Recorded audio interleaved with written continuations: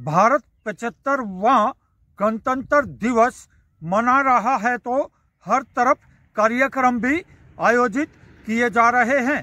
नायब सैनी पहुंचे हैं, उन्होंने आखिर क्या कहा है अब आप यह सुन लीजिए। गणतंत्र दिवस के पावन पर्व पर मैं आप सभी को हार्दिक बधाई और शुभकामनाएं देता हूं। मैं यहां पर उपस्थित सभी स्वतंत्रता सेनानियों का स्वागत एवं अभिनंदन करता हूं।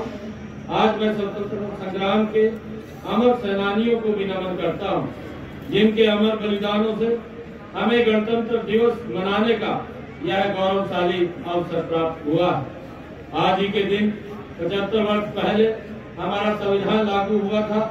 आज का यह ऐतिहासिक दिन देशवासियों को एक मजबूत राष्ट्र के रूप में आगे बढ़ाने के लिए साहस और प्रेरणा देता है।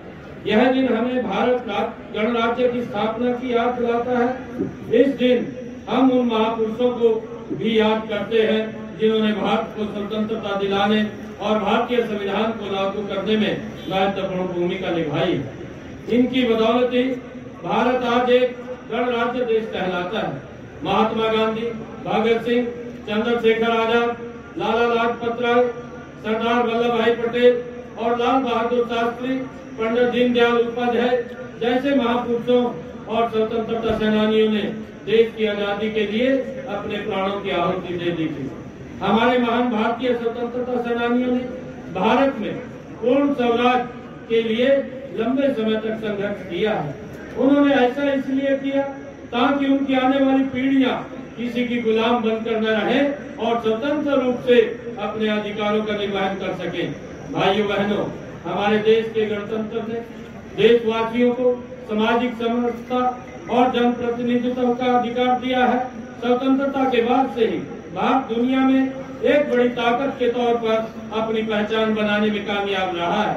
इसका श्रेय हमारे उन राजनेताओं को, यहाँ के कर्मठ किसान मजदूरों को, कारीगरों को तथा साइंसदानों को जाता है, जिन्होंने दिन रात एक करके इस देश को विकास की गति प्रदान की है।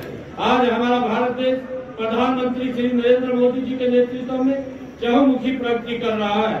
प्रभु श्री राम मंदिर का उद्घाटन, भाइयों बहनों, सदियों की प्रतीक्षा और सदियों का अभूतपूर्व धैर्य, अनगिनत बलिदान, त्याग और तपस्या के बाद हमारे प्रभु श्री राम का मंदिर अयोध्या में स्थापित हुआ है।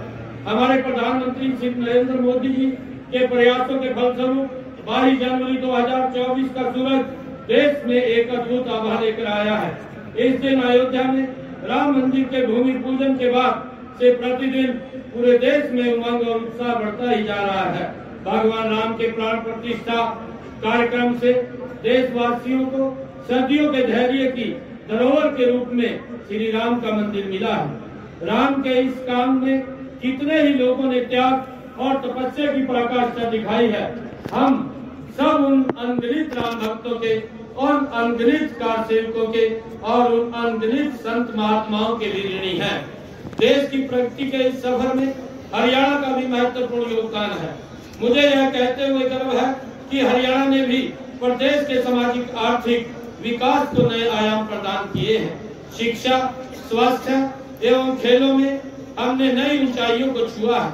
हमारी कितनी ही नीतियां और योजनाओं का देश के दूसरे राज्य अनुसरण कर रहे हैं। आज भी हरियाणा के नौजवान सेना में भर्ती होना अपनी शान समझते हैं। यही कारण है कि आज भारतीय सेना का हर 10वां जवान हरियाणा प्रदेश से है। हम अपने शहीदों के बलिदानों का कर तो नहीं चुका सकते, लेकिन उनके परिजनों की देखभाल करके उनके प्रति सम्मान अवश्य जता सकते हैं। पुलिस के जवानों ने परेड में बहुत अच्छा प्रदर्शन किया। राजेश खत्री, सोनीपत, हरियाणा।